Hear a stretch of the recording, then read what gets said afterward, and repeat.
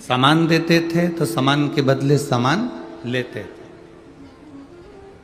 अभी कहीं कहीं पर आपने देखा होगा कि डलिया में बर्तन रख के कुछ महिलाएं आती हैं।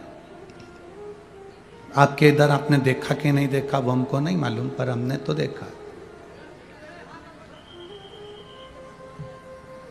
डलिया में महिलाएं बर्तन लेकर आती हैं और उन बर्तन को तुम्हारे यहाँ से कपड़े लेती हैं और कपड़ा लेकर वो बर्तन उनको दे देती है। बोलो आपने देखा है कि नहीं देखा? देखा है ना। मतलब ये आदान प्रदान है, इसी को आदान प्रदान कहा गया, इसी को आदान प्रदान का महत्व वर्णन किया गया, इसी को आदान प्रदान कहते हैं। तुमने कुछ दिया, सामने वाले ने कुछ दिया, फिर तुमने कुछ दिया, सामने वाले ने कुछ दिया, फिर तुमने कुछ दिया, सामने वाले ने फिर कुछ दिया। अब जैसे सांसारिक भाषा में आदान प्रदान चलता है, उसी तरह परमात्मा के यहाँ भी आदान प्रदान चलता है। आपने जितनी श्वास, आपने जितना समय भोलेनाथ को दिया है, उतना समय भोलेनाथ, उतनी श्वास भोलेनाथ आपकी दुख की घड़ी में आपके दरवाजे पर आकर दे दे।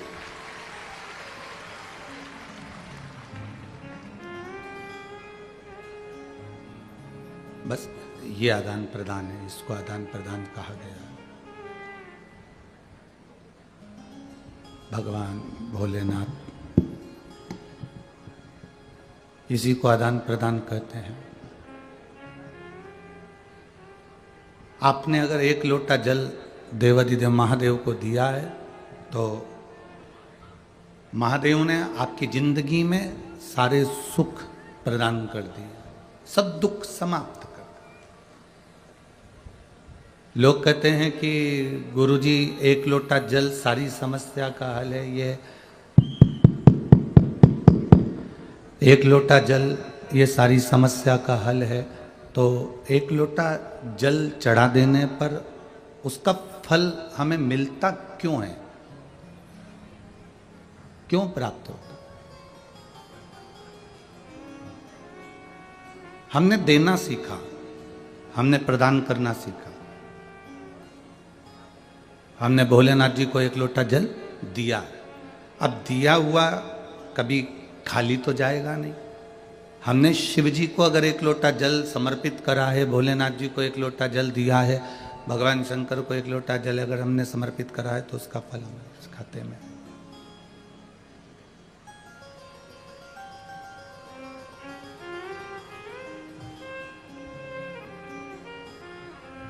गला पकड़ रहा है बहुत तेज, कैसे बोले माइक पे?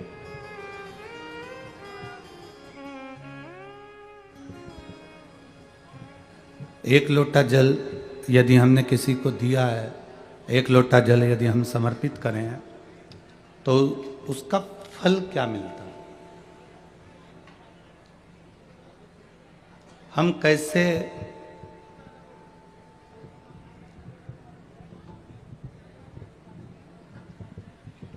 उस जल को समर्पित करते हैं, और जिस भाव से हम जल को समर्पित करते हैं उसका फल हमारे खाते में आता ही है। अब आप जितनी देर भगवान की अविरल भक्ति को धारण कर रहे हैं, आप जितनी देर भगवान की भक्ति को भज रहे हैं, स्मरण कर रहे हैं, जितना समय आपने परमात्मा को दिया उतना आपकी जिंदगी में परमात्मा ने आपको देना है। चलो और सरल भाषा में उसको समझें। दिवाली आती थी, अब यहाँ पर महाराष्ट्र का तो हमको नहीं मालूम, पर हमारे मध्य प्रदेश का हमको मालूम है। दीपावली पर हमारी माँ थाली में गुजिया, पपड़िया, सेव, नमकीन, मठरी सब रख कर दे देती है और कहती कि पड़ोस वाली काकी के यहाँ दिया। अब यहाँ महाराष्ट्र का तो नहीं मालूम, पर हमारे उधर का मैं मालूम है। हम ऐसे थाली में उसको ढककर पड़ोस वाली काकी के यहाँ, पड़ोस में जो रहता है उसको हम देकर आ जाते हैं।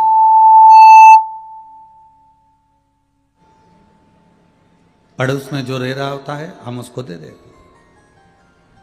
अब पड़ोस में जो रहता है उसको हमने दिया। अब वो जो काकी के हम जो प्लेट भरकर सामान देकर आए ना, फिर वो काकी भी क्या करती थी, जम के तो बोलो जरा, वो भी प्लेट भरकर हमारे यहाँ भेजती थी। आपने देखा है कि नहीं देखा? सबने देखा है ना। ये अपना स्वयं के अनुभव से हम आपको समझाने का प्रयास करें। हमने काकी जी के यहाँ दिया तो काकी जी ने हमारे यहाँ दिया, हमने बुआ जी के यहाँ दिया तो बुआ जी ने हमारे यहाँ दिया। शादी में गए, हमने अगर 500 का लिफाफा दिया तो उसने लिख के रखा, और हमारे यहाँ की शादी में भी उसने 500 का लिफाफा दिया। अब इसी बात को हमें पकड़ कर रखना है कि हमने अगर भगवान का नाम लिया है, भगवान का नाम जाप किया है, भगवान की अविरल भक्ति धारण करी है, भगवान का स्मरण किया है, तो ये मान कर चलना कि तुमने भगवान को समय दिया है तो परमात्मा भी तुम्हें एक ना एक दिन समय निकाल कर देगा ही, ये निश्चित है, पक्का।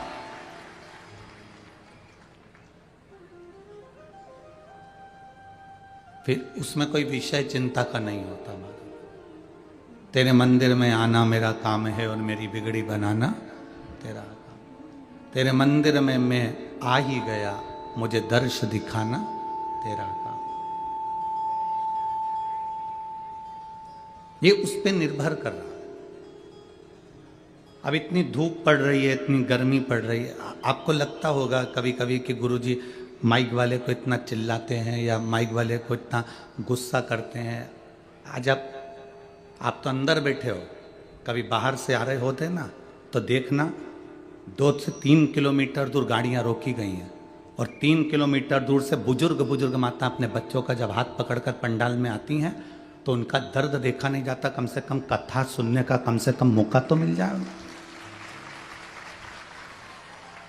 वो इतनी दूर चलकर आ रही है और उसको कथा भी सुनने को नहीं मिले तो फिर तो बेकार जीवन क्यों आए हम यहाँ पर, और क्यों लाखों रुपए फिर माइक वाला लेता है अगर व्यवस्था नहीं दे पाते तो।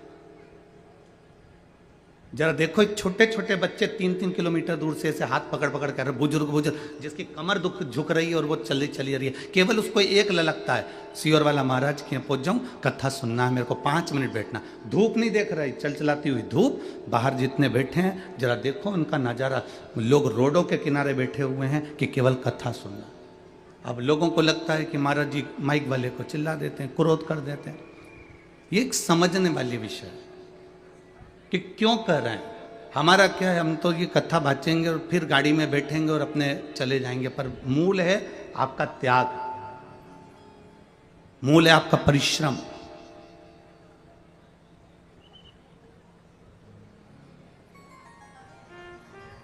एक स्मरण का जीवन आनंद में, अविरल भक्ति का जीवन जी।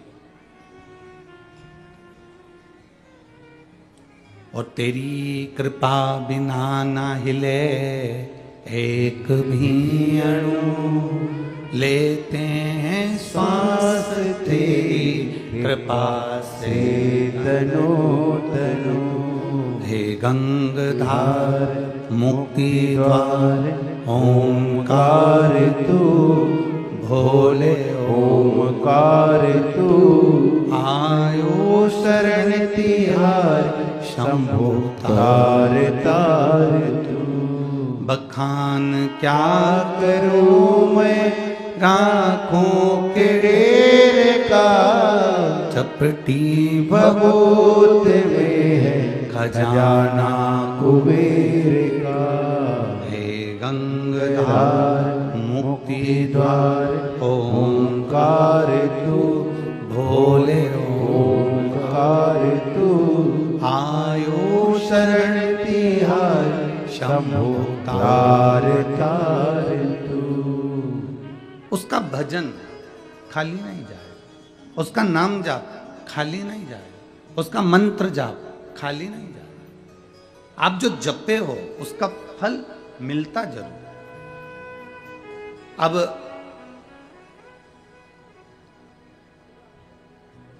रोड के किनारे किनारे चलकर देखना, रोड के किनारे किनारे जितने पेड़ लगे होते हैं उन पेड़ों पर वन विभाग वाले कलर पोत देते हैं। देखा है आप लोगों ने?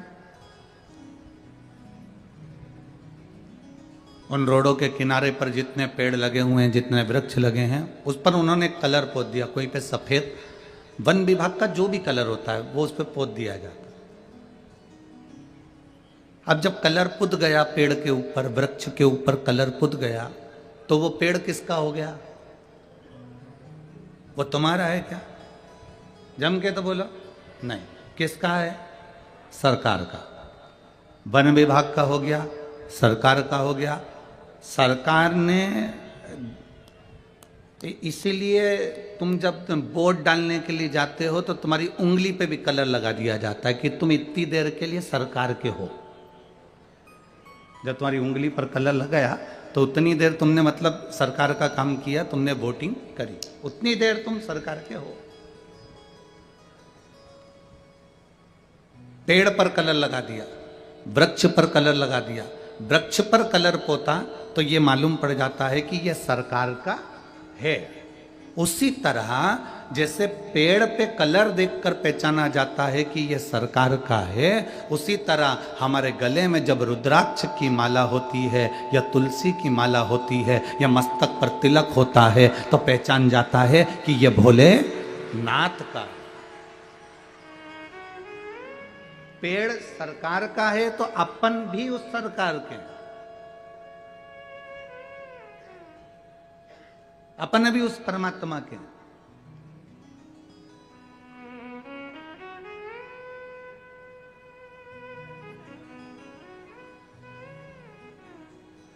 और जब अपन स्वयं परमात्मा के हो गए तो शिव पुराण कहती है एक बार किसी का होकर देखो, वो तुम्हारा होकर रहेगा।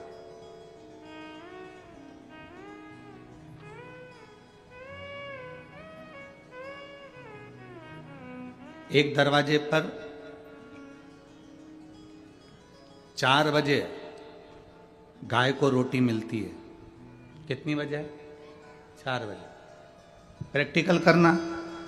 सियोर वाला महाराज झूठ तो नहीं बोल रहा है, प्रैक्टिकल करते रहना चाहिए, प्रैक्टिकल करने में पीछे नहीं हटना।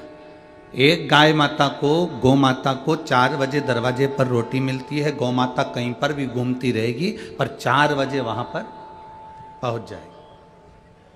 आप लोगों ने देखा होगा, आपके यहाँ अगर 12:30 बजे रोटी मिलती है तो वो 12:30 बजे ही पहुंचेगी। 1 बजे रोटी मिलती है तो वो 1 बजे पहुंचेगी।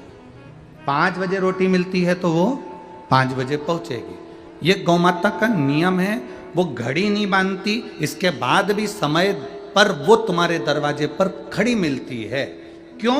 क्योंकि तुमने उसको रोटी दी तो वो अपना कर्जा चुकाने के लिए, अब वहां दरवाजे पर रोटी मिले चाहे ना मिले, वो 4 बजे आकर खड़ी हो गई। खड़ी हो गई, उसने तुम्हारे घर की ओर मुख करा, तुम्हारे घर की ओर देखना प्रारंभ करा।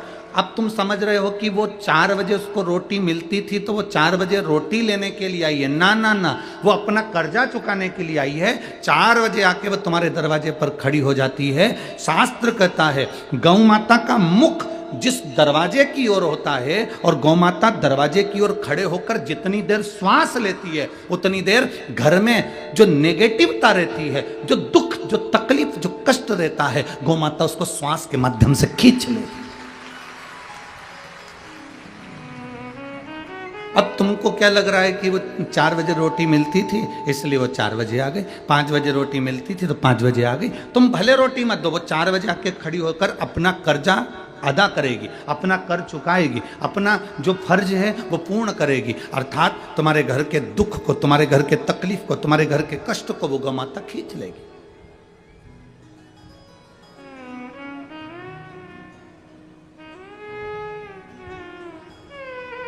वो तुम्हारे दरवाजे से अपने आपके दुख को खींच कर ले जा रही है,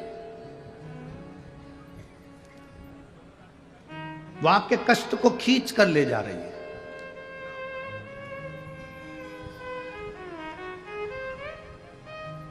और कृपा की ना होती जो आदत तुम्हारी तो सुनी रहती अदालत तुम्हारी। तुम्हारी, गरीबों के दिल में जो जगह तुम न पाए, तो किस दिल में होती इबादत तुम्हारी, तो किस दिल में होती इबादत तुम्हारी। यदि आप परमात्मा का भजन कर रहे हो तो परमात्मा ये नहीं देख रहा कि तुम सेठ हो कि गरीब हो कि अमीर हो कि साधारण हो, उसने ये नहीं देखा। परमात्मा तो केवल ये देखता है कि तेरा मन कितना पवित्र है, तेरा दिल कितना पवित्र है, तेरा हृदय कितना पवित्र है।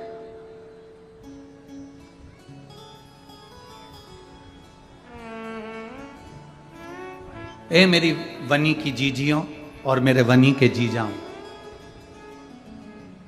बहुत सावधानी से सुनना। घर में मंदिर बनाना सरल है।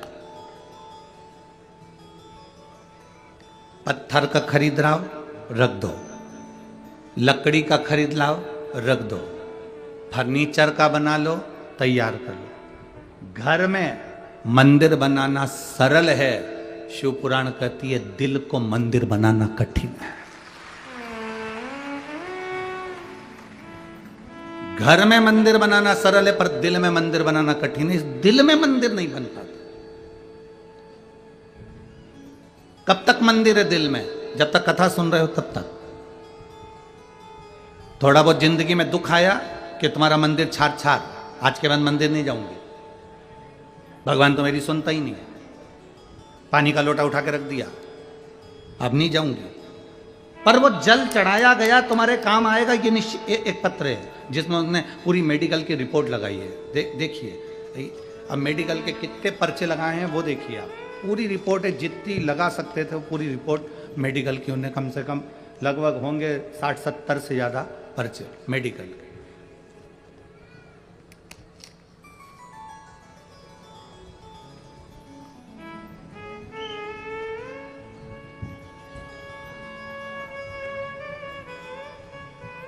सो मनीषा प्रफुल्ल खंडालकर, निवासी मांडली, तहसील बरोरा, जिला चंद्रपुर। मोबाइल नंबर ये है। कहीं बैठी हो तो हाथ हिला सकती हैं। आप ही हैं? ऐसा हाथ हिला दो एक बार। श्री शिवाय नमस्तुभ्यं। एक बार वापिस हाथ हिलाओ। सो मनीषा प्रफुल्ल खंडालकर, निवासी मांडली, तहसील बरोरा, जिला चंद्रपुर। मेरा मोबाइल नंबर ये है। मेरे पति की तबीयत अचानक खराब हो गई गुरुजी। मैं उनको नागपुर न्यू इरा हॉस्पिटल लेकर गई। वहाँ जांच के बाद पता चला कि मेरे पति का लीवर पूर्ण तरह से खराब हो गया है। ऑपरेशन करना होगा। ऑपरेशन का खर्चा लगभग 35 लाख रुपए बताया गया। गुरुजी 90% लीवर खराब हो गया था। आप लोग पर्चा, आप लोग जो पत्र है इसको टीवी चैनल पर पढ़ भी रहे होंगे। खर्चा 35 लाख रुपए बताया गया। गुरुजी 90% लीवर खराब हो गया। मेरे पास दुख का पहाड़ आन पड़ा। तभी मेरी जेठानी नागपुर से शिव पुराण कथा सुनने गई। नागपुर में जब शिव महापुराण की कथा चल रही थी तो वो सुनने के लिए गई और वहां से उस समय पर किसी कारणवश उनका व्यासपीठ पर जाना हुआ और व्यासपीठ के बेलपत्र वो मांगकर लेकर आई।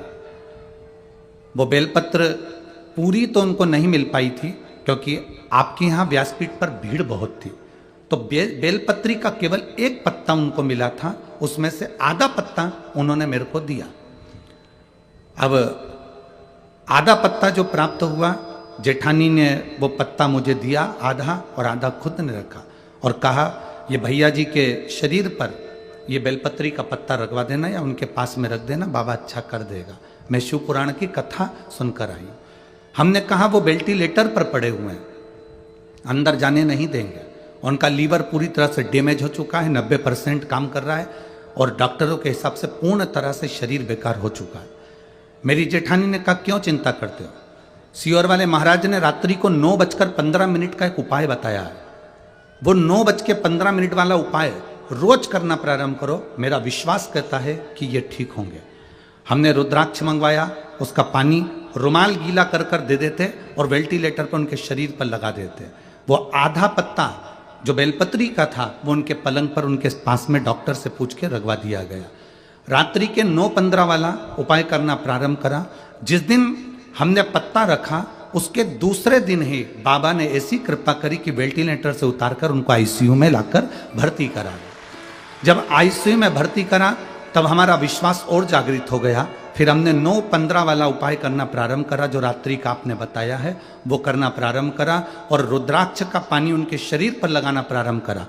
अब आईसीयू में हम भी जा सकते थे, उनको बूंद बूंद पानी देना प्रारंभ करा। बाबा की कृपा से आज उनका लीवर फिर काम करना प्रारंभ कर दिया और उनका लीवर पूर्ण तरह से काम कर रहा है। मैं बाबा को धन्यवाद देती हूँ। साथ में मैं श्रीमती श्रद्धा जायसवाल जी को और उनके हस्बैंड श्री राजकुमार जी श्री राजकुमार जी जायसवाल जी को भी धन्यवाद दे रही हूँ कि जिन्होंने शिव महापुराण की कथा यहाँ करवाई और हमको सुनने का मौका दिया। साधुता है आपको। बैठिए। श्री शिवाय नमः। एक हाथ हिला दो। श्री शिवाय नमस्ते। अब ठीक है बाबू, घर आ गए, आनंद। बैठिए। शंभु है, शिवाय।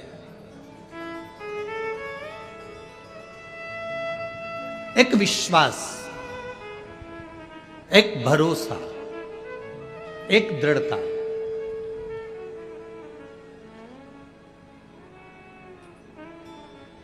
एक बात बताएं आप लोगों को, थोड़ा आज सुन के बड़ा वैसा लगेगा। कई जगह पर जब कोई बहुत सारे नेतागण जब लोग कथा करवाते हैं या कोई कथा का आयोजन करवाते हैं,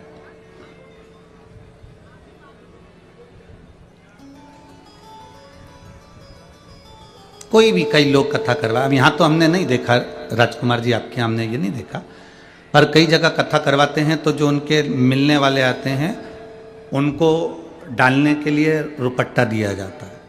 किसी किसी को बड़ा बड़ा पुरस्कार भी देना पड़ता है कि ये आए हैं तो इनको ये गिफ्ट दे दो, उनको ये, गुरुजी आप हाथ लगाकर इनको ये दे दें।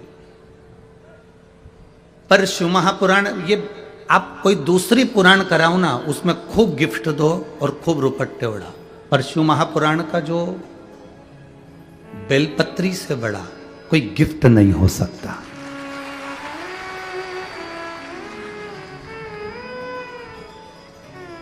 शिव महापुराण का इस बेलपत्र से बड़ा कोई गिफ्ट नहीं हो सकता। अगर आपके पास गीता प्रेस गोरखपुर की शिव महापुराण की पुस्तक हो, पोथी हो, पुराण हो, तो घर पर जाकर पढ़ना। उसके विद्येश्वर संहिता को पढ़िए, रुद्र संहिता को पढ़िए, उसके उमाखंड को पढ़िए। उसमें वर्णन करा, जब कौमार खंड को पढ़ो या उसमें आप चरित्र पढ़ेंगे तो उसमें वर्णन आता है कि जब तुमरुक्का चंचुला देवी जब कथा पूर्ण सुन लेती है अपने पति बिंदुक के लिए और शंकर पार्वती उसके यजमान बनते हैं। शिव पार्वती उसके यजमान है और यजमान बनने के बाद जब पुराण पूरी हो जाती है, पूरी, तो शंकर भगवान से तुमरुका जी कहते हैं कि इस पुराण के लिए आप कुछ कहेंगे नहीं? शंकर भगवान ने कहा, इस पुराण पर मैंने प्रतिदिन बेलपत्र समर्पित करी। सुनो तुमरुका जी, ये बेलपत्र किसी औषधि से कम नहीं होगी और विराम दिवस की जो बेलपत्र होती है वो कुबेर के खजाने से कम नहीं होती है। ये स्वयं शिव महापुराण के गीता प्रेस गोरखपुर की पुराण लेकर आओ, उसको पढ़ो, उसमें स्पष्ट लिखा हुआ है।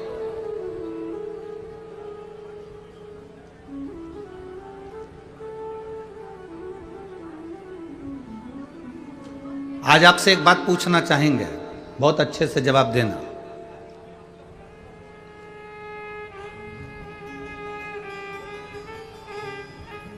आप किसी के यहां जाएं, शादी में, फंक्शन में,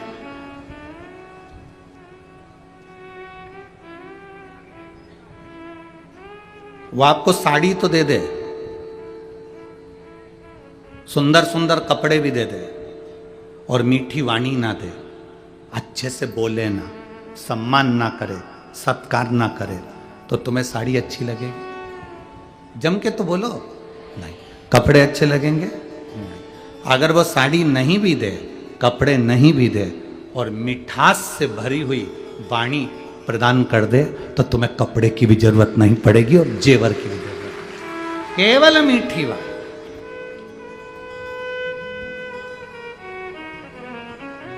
केवल एक प्रेम के शब्द पे, केवल एक स्नेहवश शब्द का संबोधन।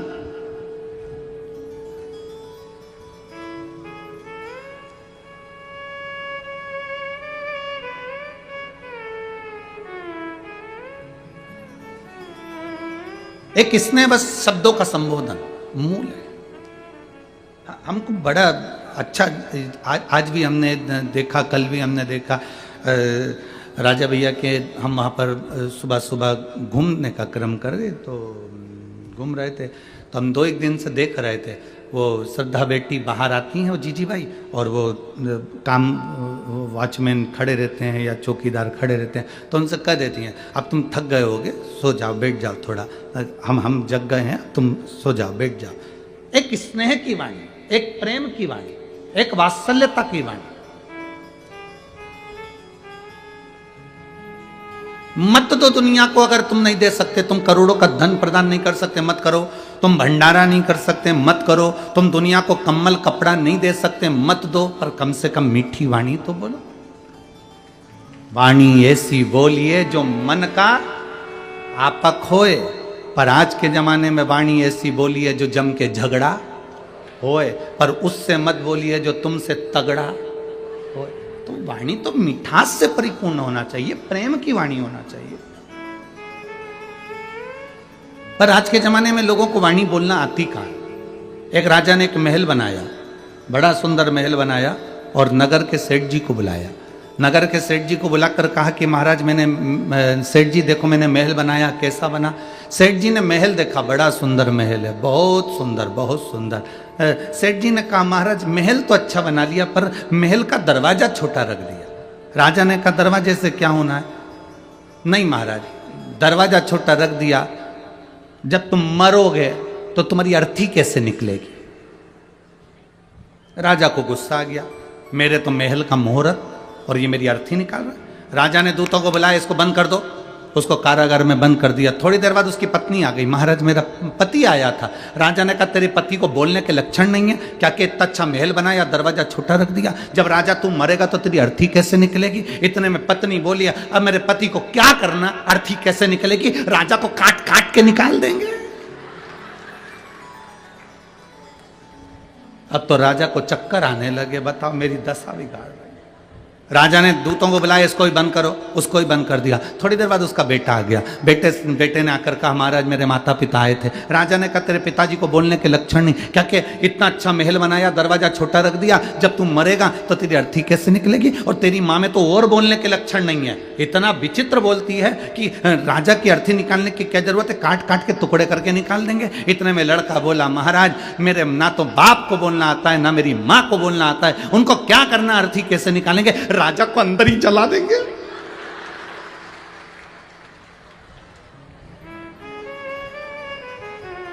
राजा चक्कर खा के नीचे गिर गया। इतने में उनके गुप्तचर ने कहा जिसके खानदान में मीठा बोलने की आदत नहीं, वो कभी जिंदगी में मीठा नहीं बोल सकता। ये बहुत बड़ी क्वालिटी होती है। मनुष्य बोलना तो सीख जाता है, पर आखिरी तक भी ये नहीं सीख पाता कि बोलना कैसे है, शब्दों का संबोधन कैसा हो।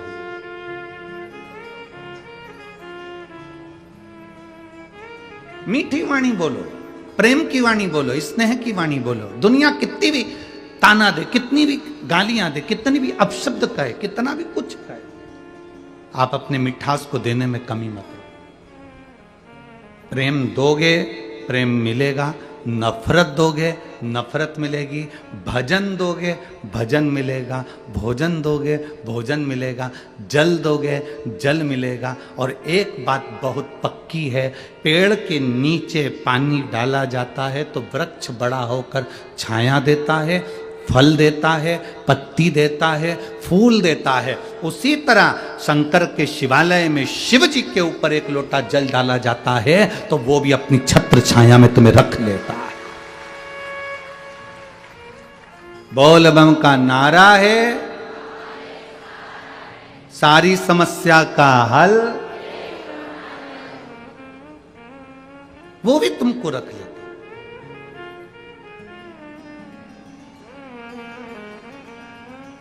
वो अपने भीतर तुम्हें संजो कर रखता है।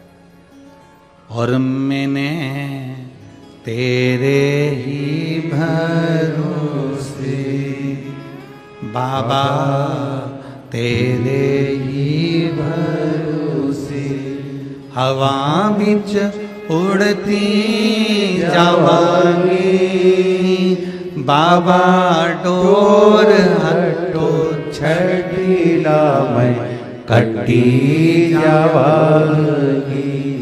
भोले मैं तेरी पतंग बाबा, मैं तेरी पतंग हवा बिच उड़ती जावांगी बाबा, डोर हटो छठीला मैं कटी जावांगी।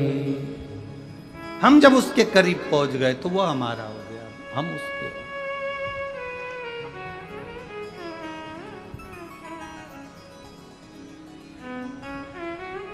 इस कलिकाल में, संसार सागर में राम नाम, कृष्ण नाम, शिव नाम, भगवान का नाम तुम जिसको जप रहे हो वो एक आनंद की अनुभूति कराने वाला।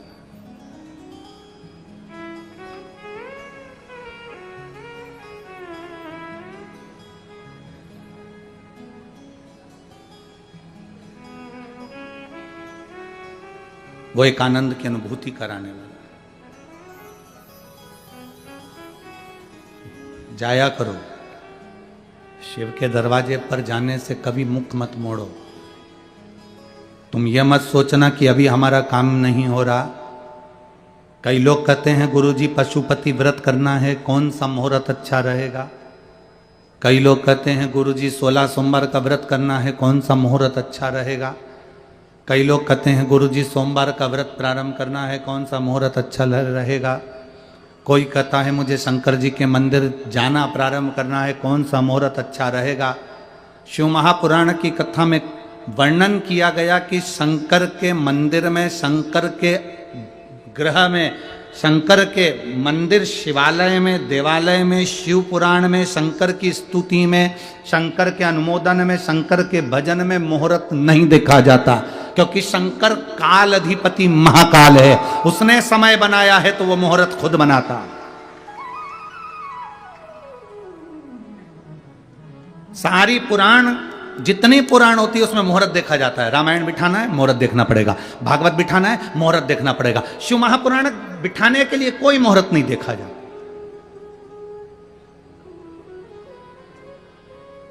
शिव महापुराण का कोई मुहूर्त नहीं है। भगवान के नाम जपने का कोई मुहूर्त नहीं है, भगवान के भजन करने का कोई मुहूर्त नहीं है। और हम तो यहां तक कहेंगे, अगर तुम दुकान चालू कर रहे हो, फैक्ट्री चालू कर रहे हो, कोई काम कर रहे हो, तो ये मत सोचना 2 महीने बाद मुहूर्त आएगा, 4 महीने बाद मुहूर्त आएगा। ना ना ना, शंकर का नाम लो और चालू करो, वो मुहूर्त तुम्हारे लिए श्रेष्ठ हो। विलंब नहीं करना है हमें देरी नहीं करना, हमें तो तुरंत भगवान का नाम लेना है, शंकर का नाम स्मरण करना है। बोल बम का नारा है, वाह वाह, भगवान का नाम लेकर, शंकर का नाम लेकर, विश्वनाथ का नाम लेकर, सोमेश्वर का नाम लेकर हमें वो कार्य पूर्ण कर दे। हम मुहूर्त का इंतजार क्यों करें?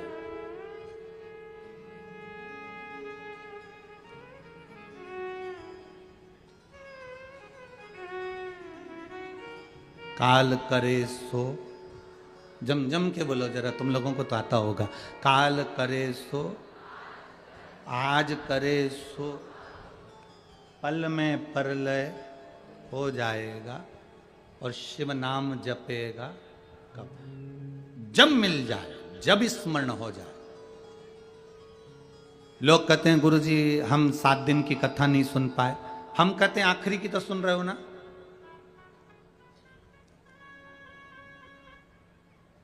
हम आखिरी दिन भी नहीं आ पाए और बीच में आ जाए, जो तुम्हें समय मिले, जैसा तुम्हें समय मिले। गुरुजी टीवी के सामने भी हम इतनी देर नहीं बैठ सकते, तो हम चलते फिरते सुन ले, बिल्कुल, कौन ने मना करा। यमराज आएगा तो ये देखकर आएगा कि तू सोफे पे बैठी है? बोलो। यमराज जी कहेगा कि तू रोटी खा ले, इसके बाद लेकर चलूंगा? यमराज जी कहेगा कि तू गाड़ी में से उतर जा, इसके बाद लेकर चलूंगा?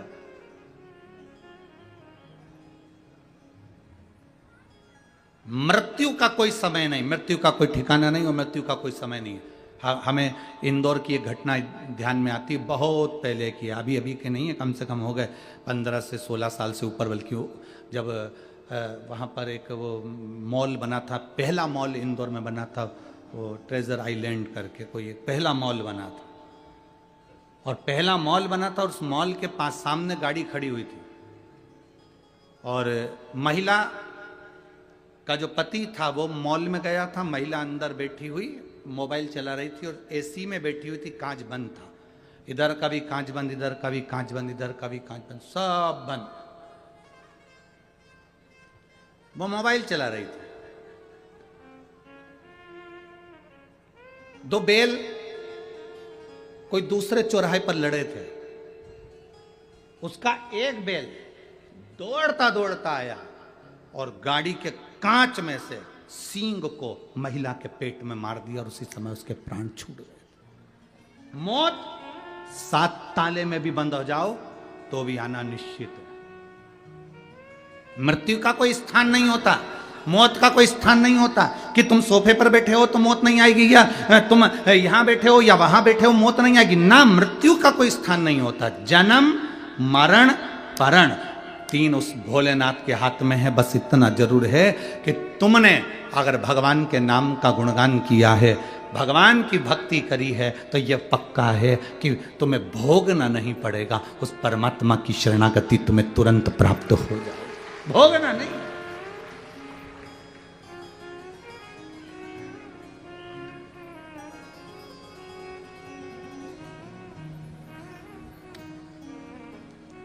आप लोगों में से कोई कभी किसी हॉस्पिटल में, ऐसे हॉस्पिटल में गए हो जिस हॉस्पिटल में जाने पर अगर आप दर्द का दर्शन करेंगे तो शायद आप भी कहेंगे इनकी मृत्यु क्यों नहीं आ जाती।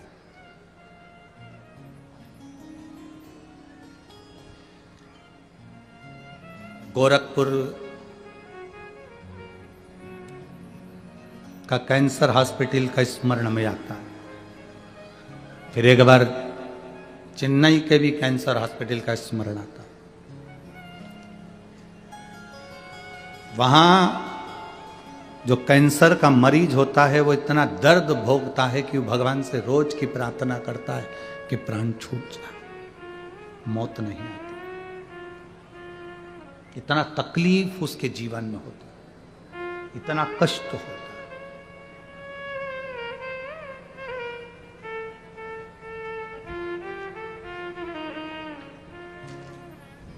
परिवार के लोग हमसे कहते हैं गुरुजी कोई उपाय।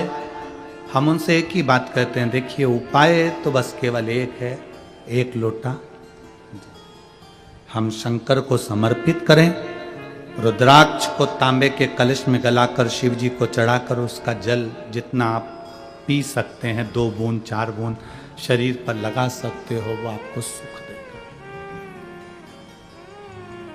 इस पत्र में इस बहन ने रिपोर्टें लगाई और साथ में नीचे लिख दिया,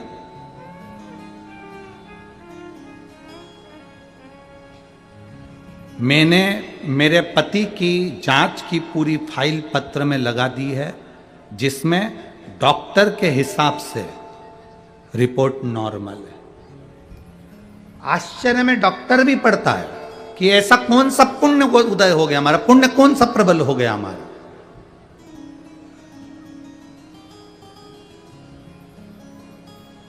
यह जरूरी नहीं कि दुख आएगा तब आप लोटा लेकर भगवान के मंदिर जाएंगे, तकलीफ आएगी तब आप भगवान के मंदिर जाएंगे ना। शिव महापुराण की कथा कहती अपने घर के बच्चों की आदत बना दीजिए।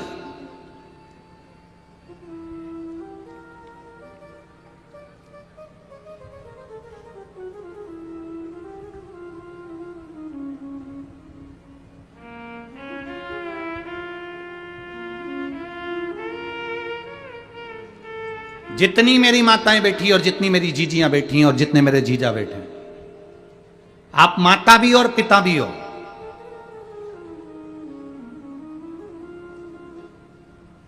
माता किसको कहते हैं? केवल बच्चे को जन्म देने वाली, केवल बच्चे को पाल पोस कर बड़ा करने वाली, केवल बच्चे को स्तनपान कराने वाली, केवल बच्चे को भोजन कराने वाली, केवल बच्चे को कपड़े पहनाने वाली, इसको क्या माता कह देंगे? नहीं। शिव महापुराण की कथा कहती है माता पार्वती से सीखना। माता पार्वती को माता कहते हैं। माता का मतलब होता है निर्माता। माता का मतलब होता है निर्माता। निर्माता से मतलब है अपने बच्चे का ऐसा निर्माण करो, अपने बच्चे को ऐसा संस्कार बना दो, अपने बच्चे का ऐसा निर्माण कर दो कि तुम्हारे बच्चे को पलट कर देखना ना पड़े।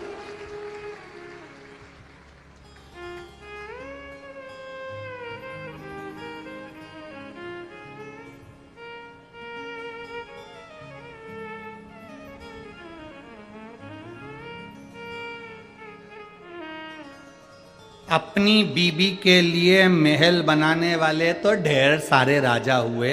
आगरा में भी चले जाओ, एक है, ठीक है। अपनी बीबी के लिए महल बनाने वाले ढेर सारे राजा होंगे, पर अपनी मां के लिए स्वराज वापिस लाने वाला तो केवल एक छत्रपति शिवाजी ही था।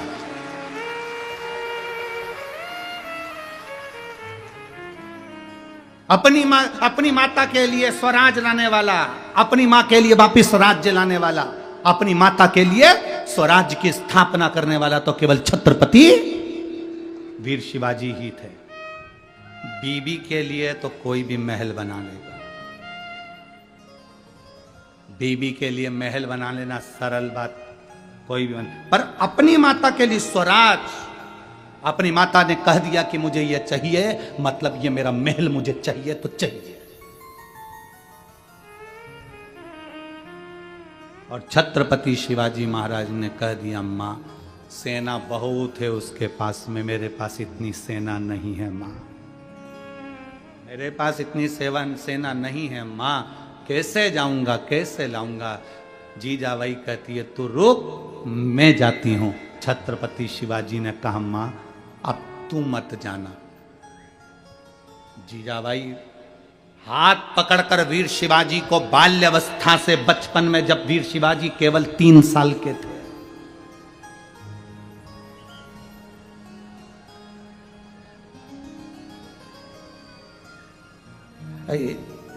हमेशा कथा, जैसे यहाँ काशी शिव महापुराण कथा चल रही है, कभी कोई शिव पुराण कथा होती है, एक बार मन है इसी महाराष्ट्र की धरा पर एक बार वीर शिवाजी शिव महापुराण की कथा कर भी जाऊंगा।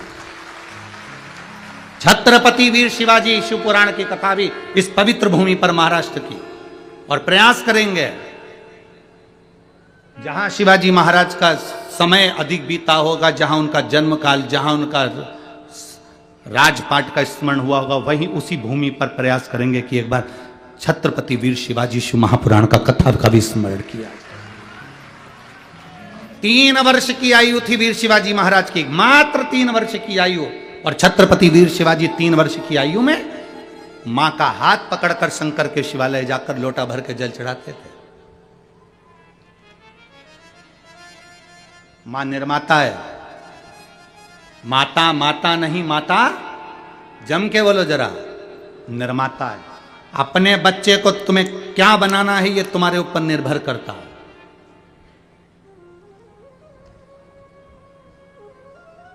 वो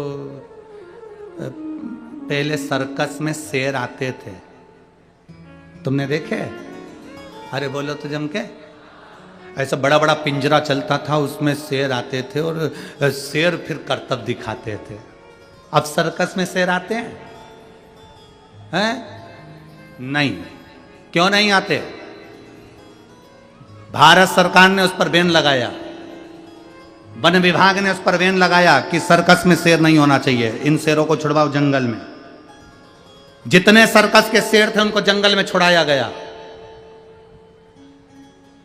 उनके गले में एक सिम डाली गई, कैमरा लगाया गया। जितने जंगल में शेर छोड़े गए थे, कुछ दिन बाद वो सारे के सारे शेर मर गए। पता लगाया इन शेरों को किसने मारा, मालूम पड़ा कुत्तों ने मार दिया। शेर को किसने मारा? कुत्तों ने। अरे कैसी बेवकूफ जैसी बात करते हो। वन विभाग अधिकारियों ने कहा कुत्ता क्या शेर को मारेगा? तब वन विभाग वालों ने कहा कुत्तों ने शेर को इसलिए मारा क्योंकि शेर पिंजरे में रहता वहीं खाता वहीं पीता वहीं पड़ा रहता, तो शिकार करना बंद कर दिया तो, और कुत्तों ने उसका शिकार कर लिया।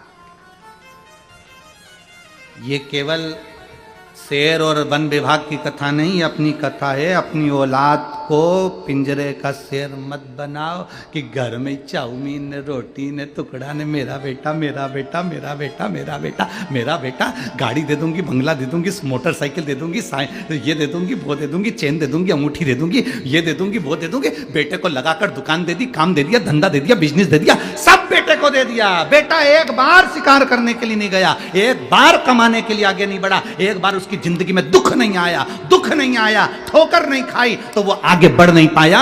फिर मालूम पड़े कई दोस्त मिल गए, उन दोस्तों ने अपने चुंगल में फंसाया, तुम बूढ़े हो गए और उन दोस्तों ने उसको चुंगल में फंसाकर पूरा एक बार शेयर मार्केट में बिठाया और डब्बा गोल कर दिया।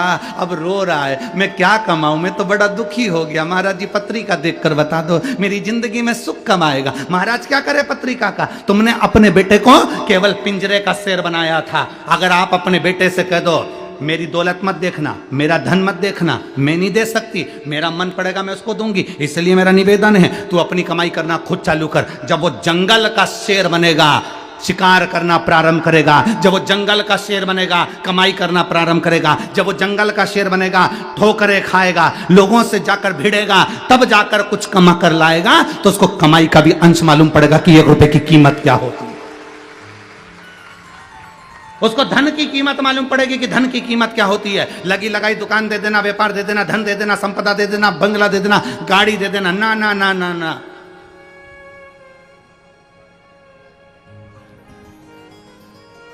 अपनी जिंदगी में कुछ अच्छा करने का प्रयास। मैं राजा भैया आपको धन्यवाद दूंगा, श्रद्धा बेटी आपको भी धन्यवाद दूंगा। आपने अपनी जिंदगी में अपने धन का सदुपयोग करा।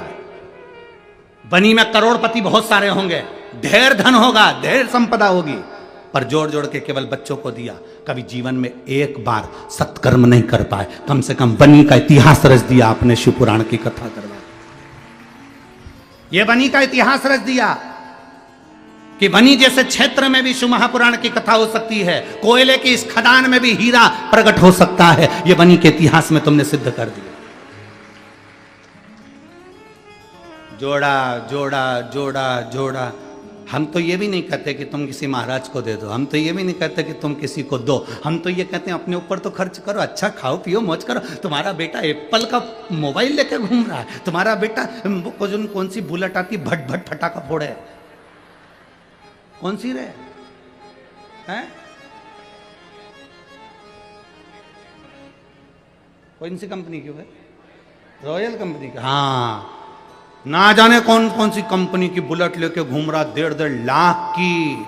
और पिताजी ने मालूम पड़ा कपड़े उतारे तो बनियान में 40 छेकड़े।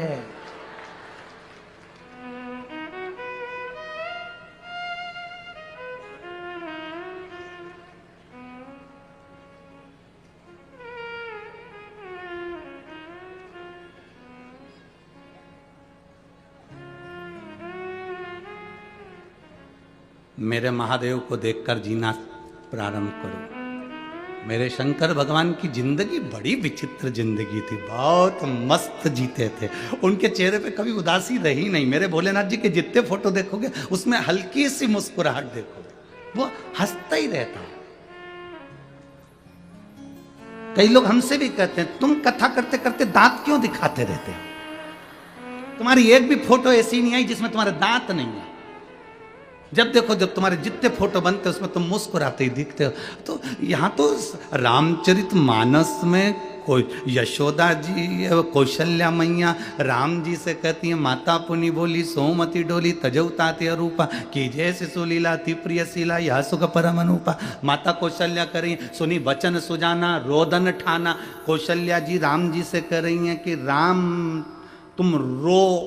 राम जी कहते हैं माँ मैं भगवान, मैं काय को रोऊं, कौशल्या जी कहती हैं पृथ्वी पर जो जन्म लेता है उसको रोना पड़ता है, बच्चा नहीं रोता तो डॉक्टर सिस्टर चिमटी मार ठोक कर रुलाते हैं। जन्म के समय पर बच्चे को रोना जरूरी है।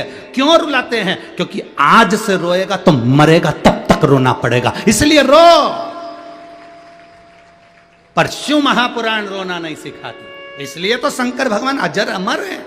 शिव जी पैदा ही नहीं हुए तो उनको रोने का काम ही नहीं, इसलिए आपसे कहते हैं शिव महापुराण केवल एक ही चीज सिखाती है, मुस्कुराओ, हंसो, प्रसन्न रहो, ठाका लगा। वो योग ऋषि श्री रामदेव बाबा जी भी अपने आश्रम में बैठकर सुबेरे सुबेरे तुमसे यही कहते हैं, हंसते हैं ठाका लगा लगा कर। वो यही तो कहते कि हंसो, हा हा हा, खूब हंसाते हैं। क्यों? उसका कारण केवल इतना सा है कि हाँ, आज के जीवन में मनुष्य की देह में कलयुग में सब कुछ बड़ा, पर स्माइल, प्रसन्नता, चेहरे की हंसी कम हो गई। और ये स्माइल, ये प्रसन्नता, ये हंसी केवल मनुष्य को मिली है। कभी मछली को हंसते हुए देखा है? छिपकली को, कॉकरोच को, चूहा कभी मुस्कुराते देखा है? गधे को हंसते हुए देखा है? सांप को मुस्कुराते देखा है? शेर को हंसते देखा है? नहीं। ये मुस्कुराहट, ये हंसी केवल मनुष्य को दी गई है, ये गॉड गिफ्ट है, इसलिए मुस्कुराते रहो, प्रसन्न। ये मुस्कुराहट तुम्हारे चेहरे पर। मुसद्दी लाल जैसे ऐसे बैठ गए, किसी ने मार ठोक के, ऐसे बैठे जैसे किसी ने दो चार धर के बिठाया। कथा में जा रही है, चुपचाप बैठना, दोस्त पकड़ के चुपचाप बैठो, ऐसे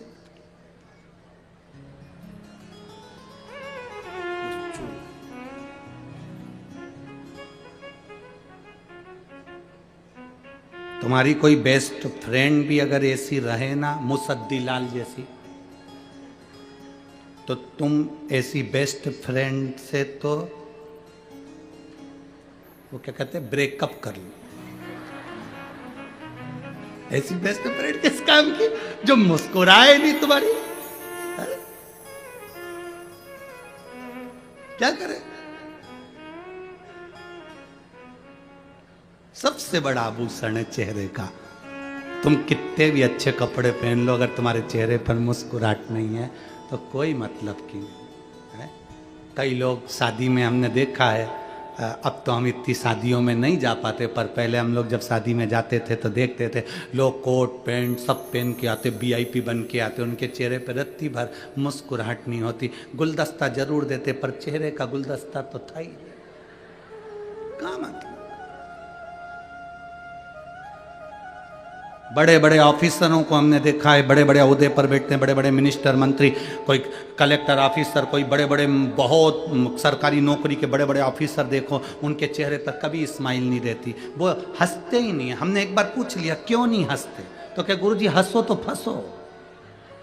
हम अगर हंस देंगे तो हमारे छोटे वाले ऑफिसर को हमारा काम करना पड़ेगा, इसलिए हम उनके सामने हंसते ही नहीं।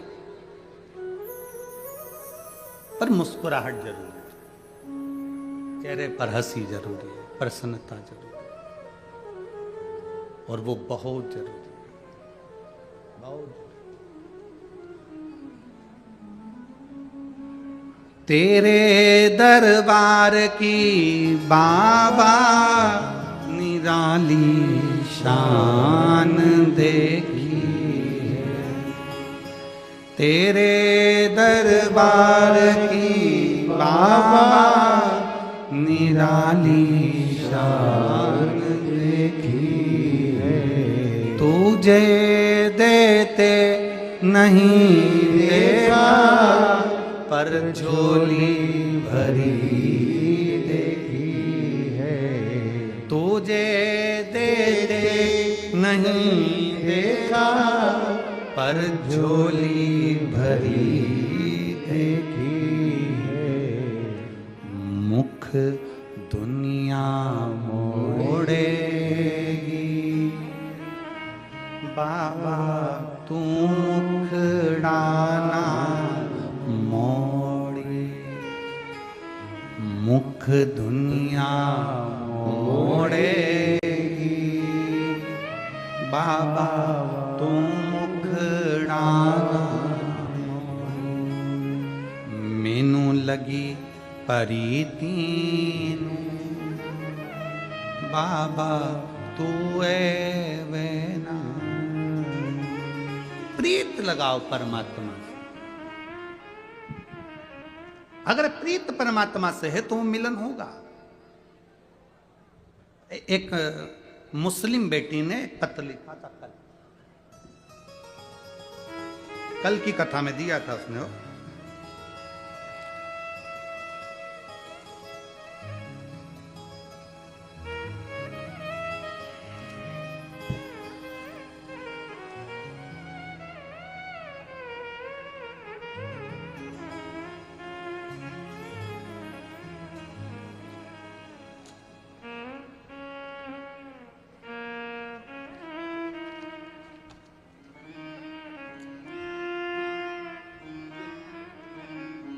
कल की कथा में आया था। वो बेटी यहां है कि नहीं?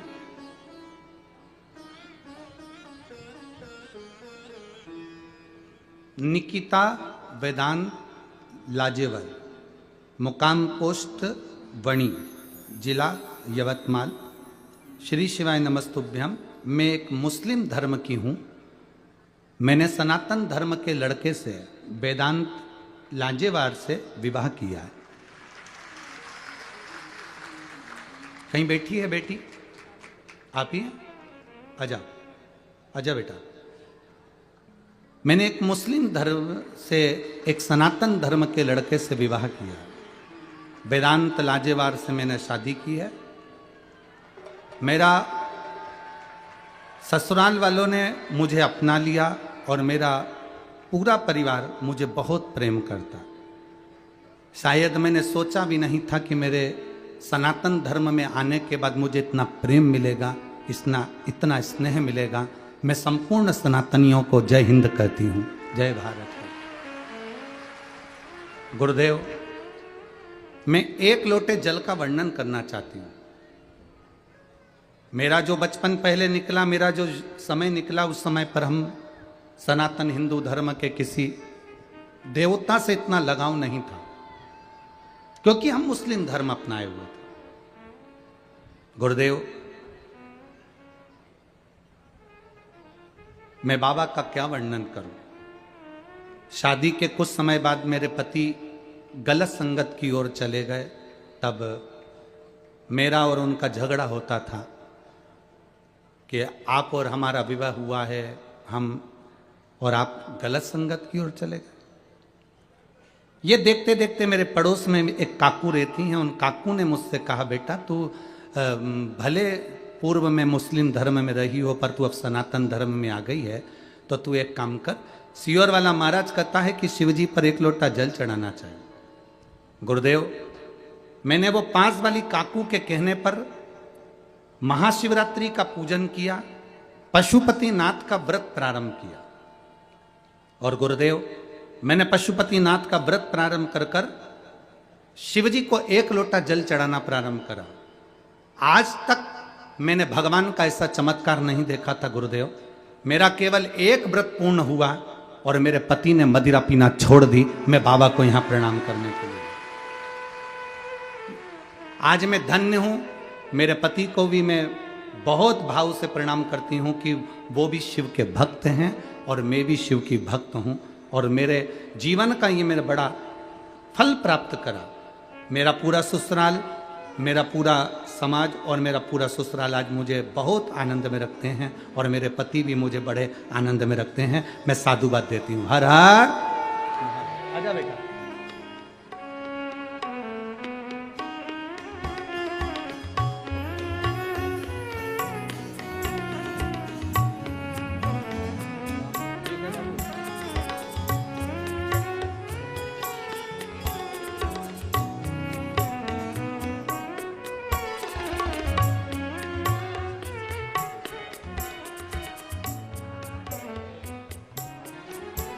शिव तत्व है।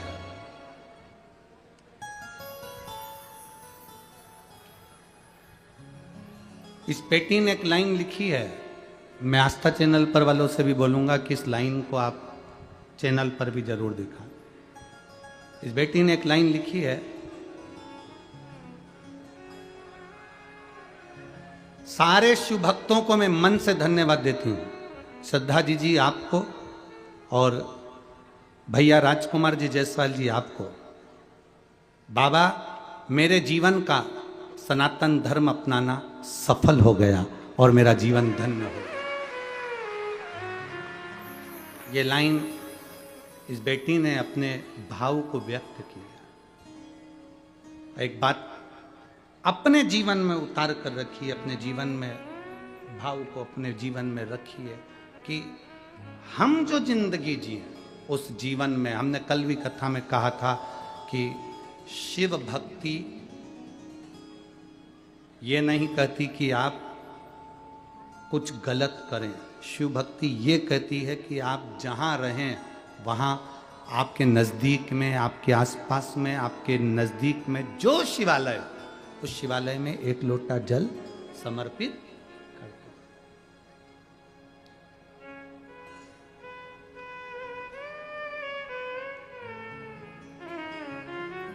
और फिर उसकी मर्जी, वो अपनाए ना।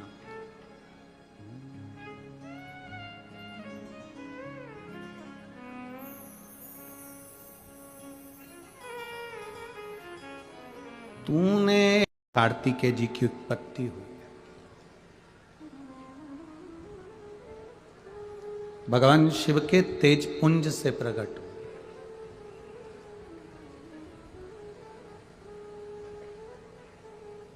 और वो षडानंद कार्तिकेय के जन्म लेने का कारण या प्रकट होने का कारण केवल इतना था कि उनको तारकासुर का संहार करना।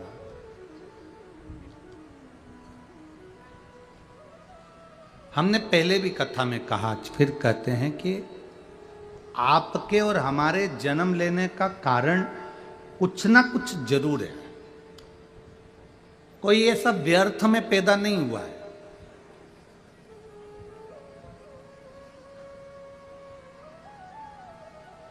यहां जितने कथा के मंडप में बैठे हुए हैं, जितने आस्था चैनल पर सुन रहे हैं, जितने फेसबुक यूट्यूब पर श्रवण कर रहे हो, ये आपके भीतर एक बात उतार कर रख लेना कि आपके अंदर कोई ना कोई गुण जरूर है।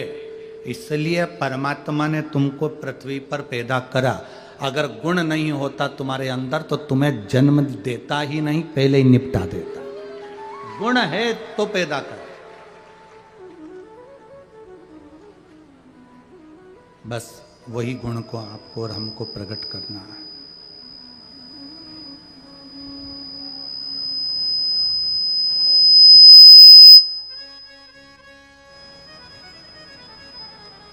ऐसा कोई जन्म ही नहीं लिया जो व्यर्थ हो।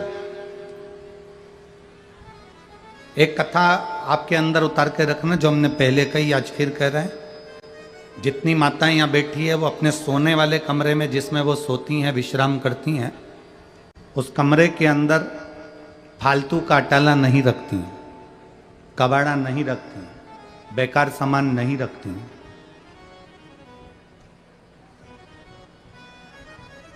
जिसमें वो सोती हैं, जिस कक्ष में वो माताएं विश्राम करती हैं, उसमें अटाला नहीं रखती, उसमें कबाड़ा नहीं रखती।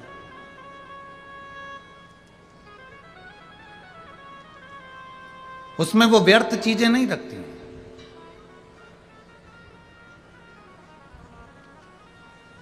शिव महापुराण की कथा कहती है, जिस कक्ष में माताएं विश्राम करती हैं या सोती हैं,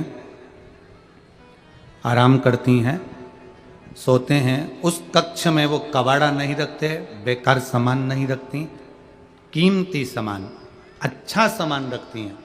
उसी तरह शिव महापुराण की कथा कहती है कि संसार सागर में, पृथ्वी पर, मृत्यु लोक में, इस संसार सागर में भगवान भी जिसको पैदा करता है, भगवान भी जिसको मृत्यु लोक में जन्म देता है, उस मृत्यु लोक में उसी को जन्म देता है जो कि कीमती होता है या अच्छा होता है या उसमें कोई गुण होता है।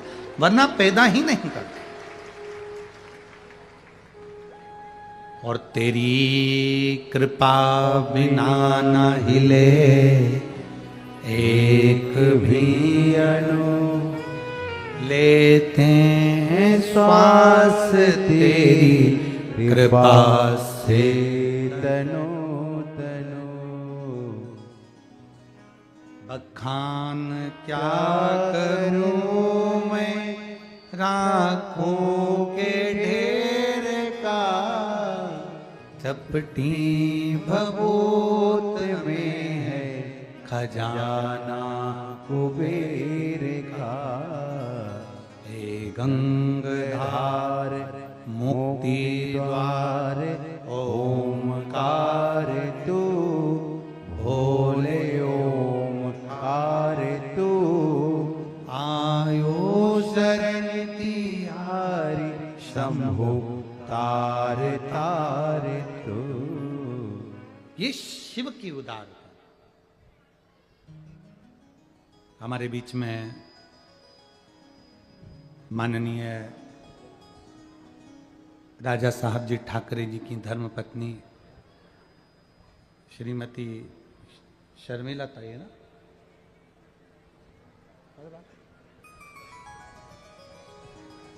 शर्मिला ताई आई ना, श्रीमती शर्मिला ताई ठाकरे जी आई हैं। एक बार जोरदार ताली बजाकर स्वागत वंदन अभिनंदन।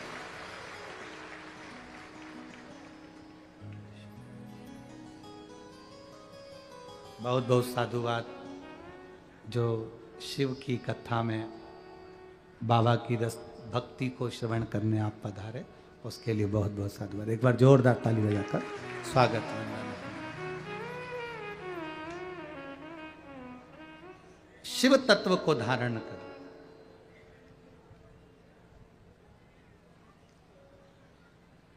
और जब तक शिव तत्व भीतर नहीं आएगा तब तक जीवन का कोई सुख नहीं है। हमारा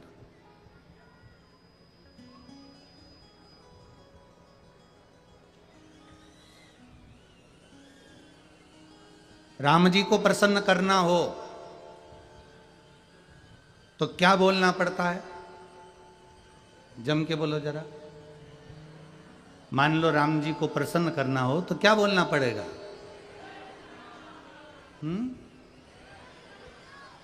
जय श्री राम बोलेंगे तो राम जी प्रसन्न हो जाएंगे? नहीं। हार हार महा, ये शंकर का नाम जब लिया जाता है तो मेरे राम जी प्रसन्न होते हैं। भगवान कृष्ण को प्रसन्न करना है तो हार हार महा, कृष्ण प्रसन्न हो जाते। जीजाबाई ने 3 वर्ष के छत्रपति वीर शिवाजी को सिखा दिया था, जिस शब्द से राम प्रसन्न होते हैं, जिस शब्द से कृष्ण प्रसन्न होते हैं, वो शब्द तेरी जिह्वा पर आना चाहिए। और वीर शिवाजी भी जब जाते थे तो एक ही शब्द का नाद करते थे, हार हार महादेव। एक शब्द का संबोधन वो भी बाल्यावस्था में उनकी जिह्वा पर आ गया। हनुमान जी को प्रसन्न करना है तो जय हनुमान बोलोगे क्या? जय श्री राम बोलना पड़ेगा तो हनुमान प्रसन्न होंगे। राम जी को प्रसन्न करना है तो हर हर, कृष्ण को प्रसन्न करना है तो हर हर, गंगा जी को प्रसन्न करना है तो हर हर, इंद्र को प्रसन्न करना है तो हर हर, देवी को प्रसन्न करना है दुर्गा भवानी को तो हर हर। यहां जितना 33 कोटि देवी देवताओं को प्रसन्न करने का एक ही लक्ष्य है, वो है शिव का नाम, भगवान शंकर का नाम।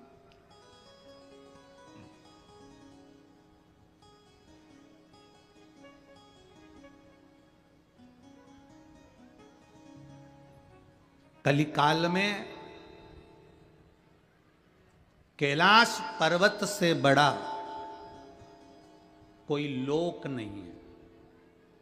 कैलाश पर्वत से बड़ा कोई लोक नहीं है, और श्री शिवाय नमस्तुभ्यम से बड़ा कोई श्लोक नहीं है। आप जपो जपो।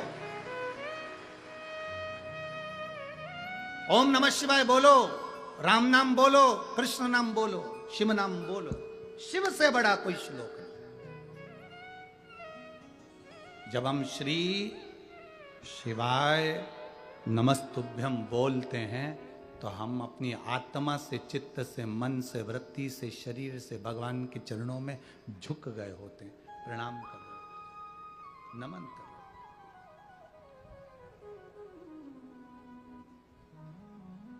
अपने घर में सुबह सुबह कम से कम 2-4 मिनट, 1-1.5 मिनट तो बोल लिया करो, या मोबाइल में भी लगा लिया करो, श्री शिवा नमस्तुभ्यं, श्री शिवाय नमस्तुभ्यं, श्री शिवाय नमस्तुभ्यं, श्री शिवाय नमस्तुभ्यं। बोला करो। 2 मिनट 5 मिनट शिव का नाम लोगे, शंकर का नाम लोगे तो राम भी प्रसन्न होंगे, शंकर का नाम लोगे तो कृष्ण भी प्रसन्न होंगे, शंकर का नाम लोगे तो 64 योगिनियां भी प्रसन्न होंगी, शंकर का नाम लोगे तो देवी भी प्रसन्न होगी। मानधाता जी का चरित्र आता है राम वंश के अंतर्गत, सूर्य वंश के अंतर्गत।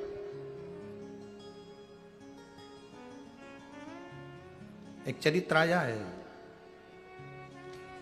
राजा मानधाता का। शिव कथा कहती है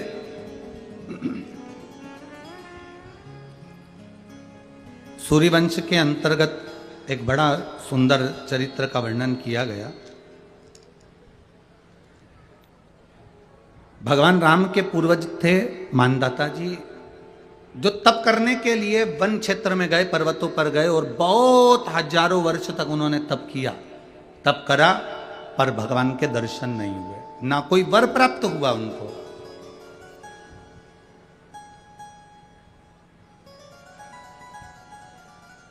अब मानधाता जी बड़े दुखी हो गए कि मैंने इतना तप करा, मैंने इतनी साधना करी और मुझे उसका फल ही नहीं मिल रहा।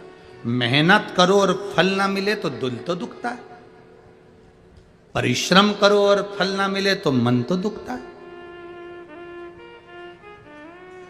इतनी दूर दूर से लोग चलकर यहां तक पहुंचे, लाखों की संख्या में आप लोग आए हो, जहां जगह मिल जाए, धूप में, छांव में, पेड़ के नीचे, घरों में, रोडों पर, जहां जगह मिल गई आप वहां बैठ गए, कथा सुन रहे हो।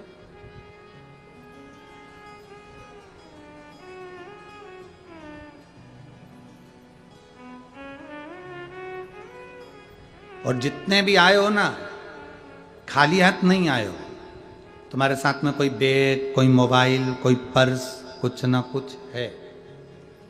बोलो है कि नहीं?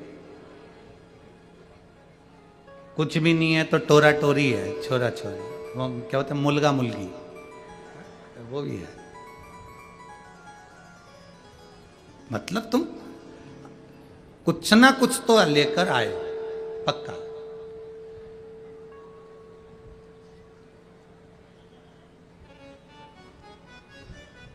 अब लोग कहते हैं कि मुट्ठी बांधे आया जग में हाथ पसारे जाएगा। शिव महापुराण की कथा कहती है कि मुट्ठी बांधे आया पर हाथ में अपनी मेहनत लेकर आया, अपना कर्म लेकर आया, अपनी लगन लेकर आया, और हाथ पसारे नहीं जाएगा। शिव महापुराण की कथा कहती है जो उसने पुण्य करा, कथा सुनी, भजन किया, किसी भूखे को भोजन कराया, किसी प्यासे को पानी पिलाया, किसी की दवाई का खर्चा उठाया, किसी विद्यार्थी को अच्छा एजुकेशन दिलाया, उसने जो पुण्य कमाया है वो साथ में लेकर जाएगा, वो छूटेगा नहीं, वो छूटने वाला नहीं है। हमारा अच्छा कर्म हमारे साथ में जाएगा, वो कर्म हमारा छूटने वाला नहीं। कुछ लेकर आए हो, कुछ लेकर जाओगे। यहां पर तुम मोबाइल लेकर आए या अपना कोई सामान लेकर आए हो, वापिस लेकर जाओगे, पर केवल सामान नहीं जाएगा। तुम जहां बैठे हो वहां की रज, वहां की धूल, वहां का कण, वहां का कंकर तुम्हारे शरीर में चिपक कर, तुम्हारे बैग में लगकर, तुम्हारे सामान में लगकर वो तुम्हारे घर तक जाएगा। एक पुण्य हमारे साथ में जाता है। मानदाता जी ने तप करा, साधना करी, पर भगवान प्रसन्न नहीं हुए। हम इतना व्रत करें, साधना करें, तप करें और भगवान प्रसन्न ना हो तो बड़ा दुख होता है। लोग पशुपतिनाथ का व्रत करते हैं, भगवान प्रसन्न नहीं होते तो बड़े दुखी होते हैं। हमने तो 1 बार करा, हमने तो 2 बार करा, हमने तो 3 बार करा, हमने तो 4 बार करा। कोई कोई कहते हैं हम शंकर जी को इतने दिन से जल चढ़ा रहे हैं, हम शंकर भगवान का इतना भजन कर रहे हैं, शिव जी प्रसन्न नहीं होते। तुम तप करो, तुम भजन करो, तुम स्मरण करो, तुम्हारा कर्म है करना, करते जाओ, सुनेगा। एक पत्र आया देखिए,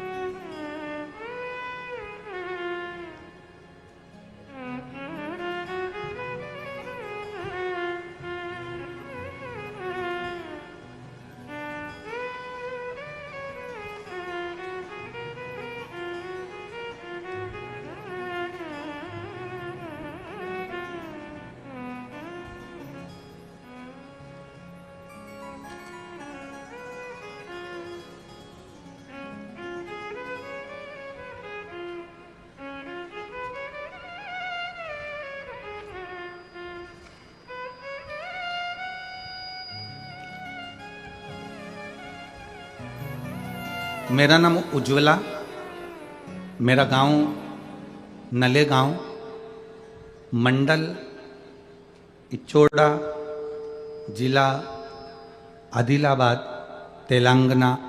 मेरा मोबाइल नंबर ये है। कहीं बैठी हो तो हाथ हिला सकती हैं, जहाँ कहीं बैठी हो हाथ हिला सकती हैं। मेरा नाम उज्ज्वला, मेरा गांव नले गांव, मंडल इचोड़ा, जिला आदिलाबाद, तेलंगाना। मोबाइल नंबर मेरा ये। कहीं बैठी हैं? अच्छा इधर है, हाथ हिला। श्री शिवाय नमस्तुभ्यं। गुरुजी, आज मैं कथा में बैठी हूं, बड़ी खुश होकर बैठी हूं। शायद मेरे बराबर दुनिया में कोई खुशी बाबा ने किसी को ना दी होगी। मुझे ब्रेस्ट कैंसर हुआ था। आजा बेटा, बेलपत्र ले जाना, आ जाओ। मुझे ब्रेस्ट कैंसर हुआ था। मैं हॉस्पिटल में एडमिट थी और कैंसर के हॉस्पिटल में डॉक्टर ने मेरा ब्रेस्ट निकालने का बोल दिया था। अब मेरा ब्रेस्ट निकालने का बोला गुरुदेव।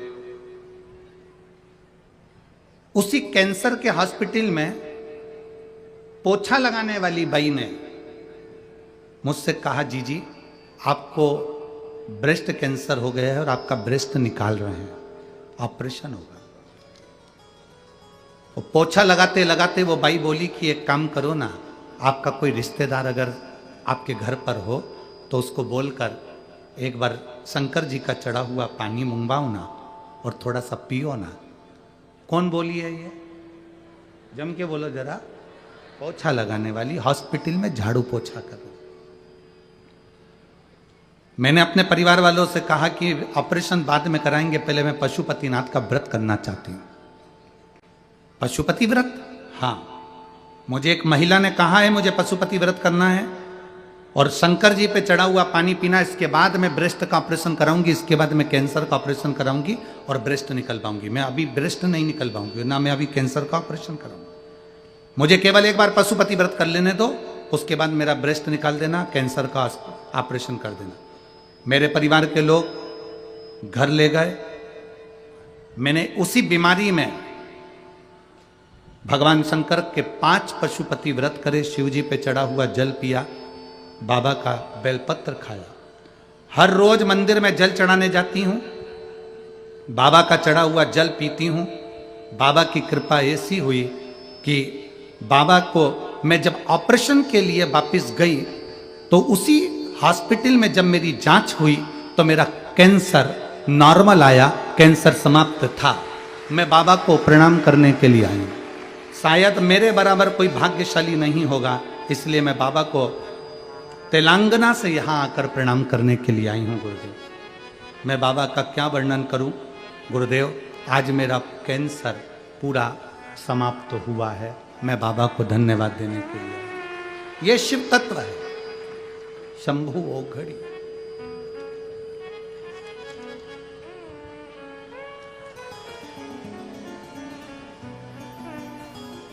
और खाली ना जाता कोई दर से तुम्हारे, खाली ना जाता कोई दर से तुम्हारे, मैं भी खड़ी हूँ नन्ही बार पसारे, अपने हृदय से लगा लो गिरा जा रहा हो, उठा लो तरह से ठीक है। अपने दर से अब तो न डारो, किए जा रहे हो, उठा लो भोले अपने दर से अब तो न डारो, गिरी जा रहे हो, उठा लो शिव तत्व है, शंभु है तो सब है। शिव नहीं तो कुछ नहीं। एक पत्र और है, देखिए।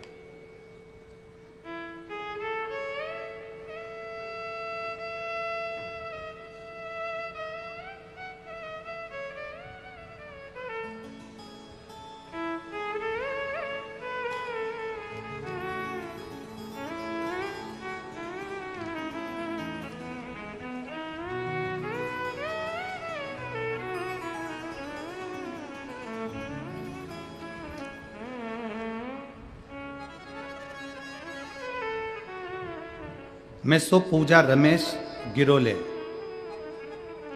रहना समुद्रपुर तहसील जिला वर्धा की रहने वाली हूं। कहीं बैठी हैं? सो पूजा रमेश गिरोले, रहा समुद्रपुर तहसील समुद्रपुर जिला वर्धा की रहने वाली हूं। कहीं बैठी हो तो हाथ हिला सकती हैं। ऐसे हिला दो दोनों हाथ। श्री शिवाय नमस्तुभ्यं। बच्चा आया है साथ में? आया है? लिया उसे, लिया लिया। गुरुदेव 15 साल से मुझे संतान नहीं था। बाबा शंकर जी के मंदिर के बाहर से महिलाएं आती थी और मेरे को हमेशा टोकते हुए जाती थी। जब मैं झाड़ू लगाती दिखती, काम करती दिखती घर के बाहर, तो कहती कि तुझे 15 साल से औलाद नहीं है तो तू शंकर के मंदिर क्यों नहीं जाती? आप पत्र पढ़ेंगे तो पत्र में उसने क्या लिखा है, पूरा पत्र आप बड़े ध्यान से पढ़िएगा। एलईडीओं पर, आस्था चैनल पर। एक लोटे जल का मैं वर्णन करना चाहती हूँ। मैं बताने के लिए मेरे पास शब्द नहीं है। बाबा, मैं पहले ना कभी शिवालय गई और ना कभी कथा सुनी। मेरे घर के पास की कई महिलाएं आपकी कथा सुनती थीं, मंदिर भी जाती थीं। मुझे कहती थी कि तुझे 15 साल से संतान नहीं है तो तू मंदिर क्यों नहीं जाती है? मैं कभी किसी मंदिर के अंदर दर्शन करने शिवालय में नहीं गई थी, ना शंकर भगवान की कभी कथा सुनती थी। उनके कहने पर मैंने पहली बार घर के बाहर मंदिर में जाना प्रारंभ करा और मंदिर में जल चढ़ाना प्रारंभ करा। आप अपनी व्यासपीठ से कहते हो 3 महीने में बाबा सुनता है। मेरी बाबा ने 2 महीने में सुन ली। मैं कभी नहीं सोच सकती थी कि मैं 15 साल के बाद मां बनूंगी।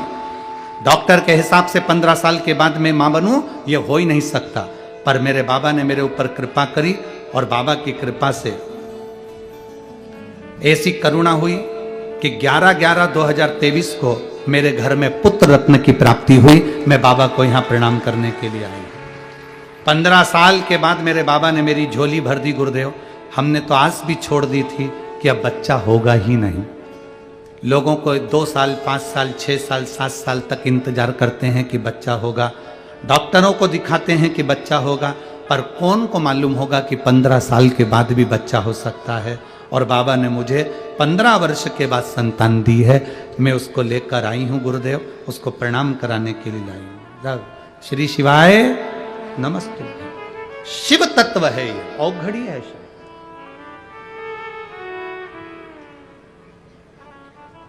आप दिल से पुकारो उसको, दिल से देगा।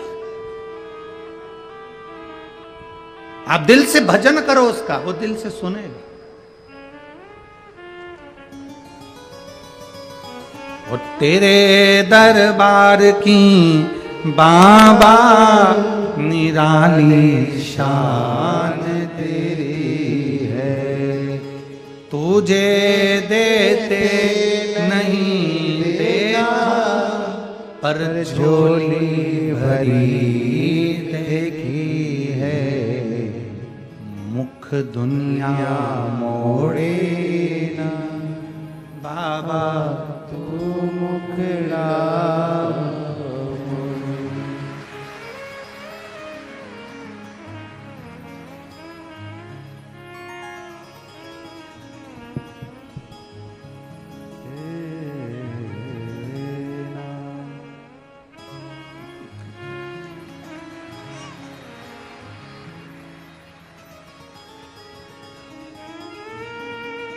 आपकी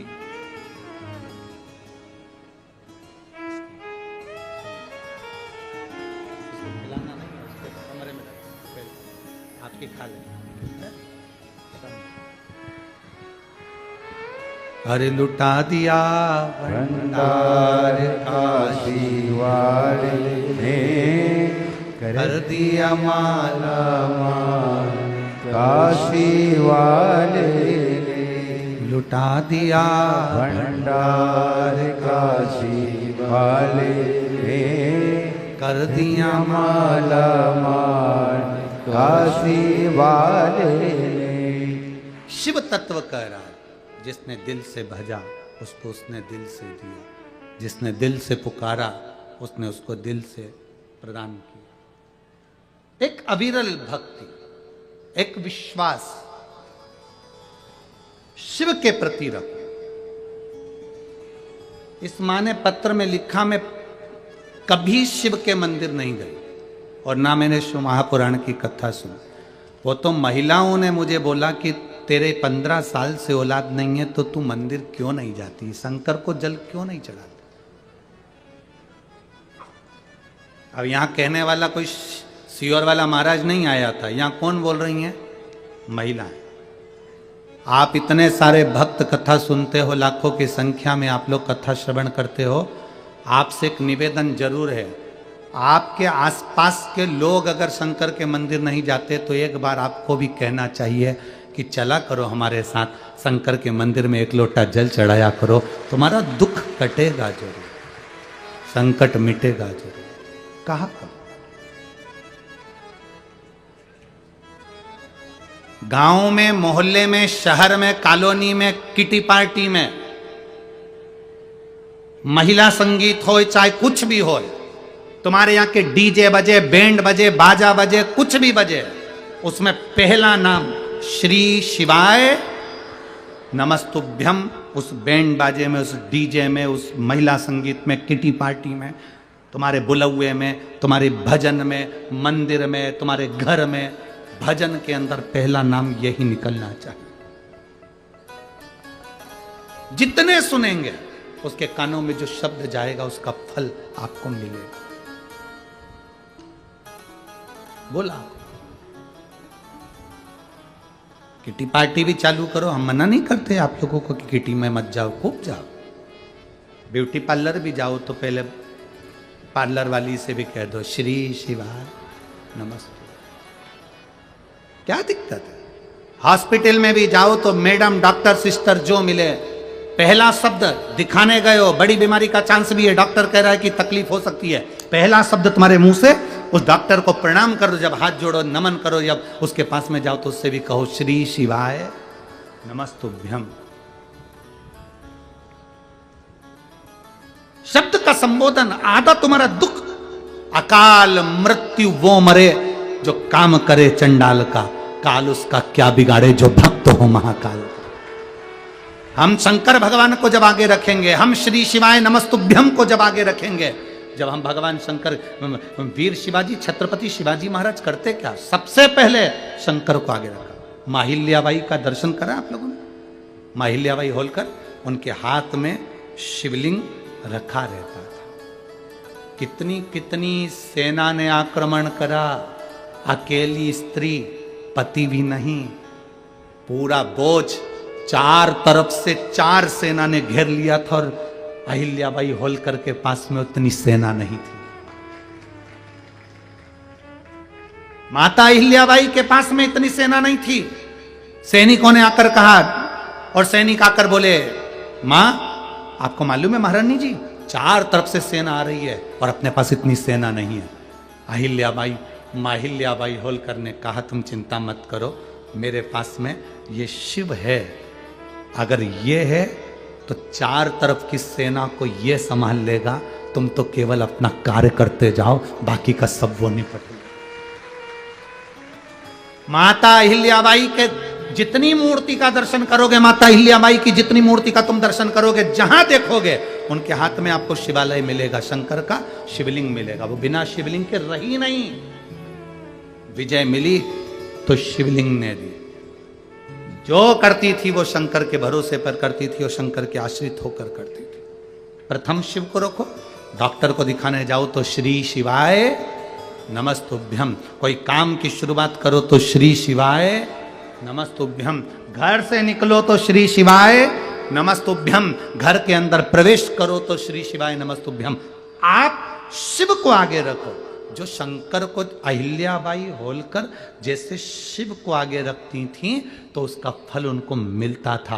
वीर शिवाजी, छत्रपति शिवाजी शिव को आगे रखते थे, उसका फल मिलता था। छत्रपति वीर शिवाजी की माँ जीजाबाई शिव को आगे रखती थी, उसका फल मिलता था। शंकर के बिना कौन रहा है?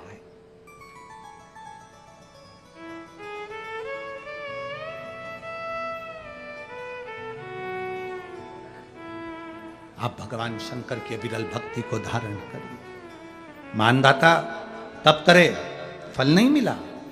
जब मानदाता को फल नहीं मिला तो मानदाता ने सोचा मैं तप करूं तो करूं क्या। देव ऋषि नारद का आगमन हुआ। देव ऋषि नारद ने कहा अगर तुम्हें तप करना और उसका फल चाहिए तो तुम काशी चले जाओ। मानदाता काशी गए, काशी में बैठकर तप करने लगे। केवल काशी में बैठकर उन्होंने तप करा तो कैसा करा, केवल एक बालू का शिवलिंग बना लेते थे और बालू का शिवलिंग बनाकर उसकी आराधना करते थे, उसकी पूजन करते थे। पूजन करते, गंगा का जल लाकर बालू के शिवलिंग पर डालते, उनको समर्पित करते। बस वो बालू के शिवलिंग की आराधना करते करते करते करते करते करते थोड़ा सा समय निकला। उनको नहीं मालूम कि एक शिवरात्रि निकल गई, दूसरी शिवरात्रि आई है। हर महीने शिवरात्रि आती है, प्रत्येक महीने शिवरात्रि पहुंचती है, प्रत्येक महीने आती है।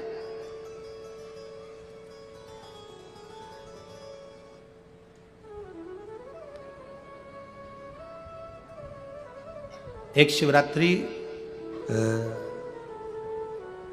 अपन पंजाब में थे, भटिंडा, तब पड़ी थी। जनवरी की पड़ी थी वो, जनवरी की। अब फरवरी की जो शिवरात्रि पड़ेगी वो अपन झारखंड में रहेंगे 5 तारीख से 9 तारीख के बीच में, तो बीच में शिवरात्रि पड़ेगी। इसलिए उस कथा का नाम पतालेश्वर शिव महापुराण की कथा रखी है।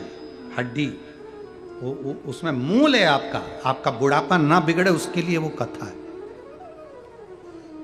5 दिन की कथा है, 2 बजे से 5 बजे तक आएगी आस्था चैनल पर भी। और झारखंड के आसपास के जितने श्रोता हैं सब सुनो। जमशेदपुर में काजू बागान में वो कथा होगी, बड़े प्रेम से सुनो।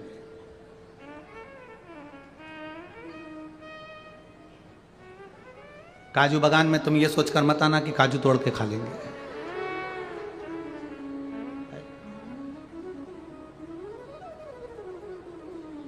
दिल से सुनो उसको। पतालेश्वर शिव महापुराण की कथा। कुछ जगह ऐसी होती हैं उस कथा का मूल, जैसे 7 मार्च से 13 मार्च की सीहोर कुबेरेश्वर धाम की कथा जरूर सुनो। मौका मिल जाए तो 5 माताएं, भाई लोग, बहन लोग जो भी हैं, जीजा जीजी, सब कथा में पहुंचकर उसमें सेवा भी करो और कथा भी सुनो, दिल से सुनो।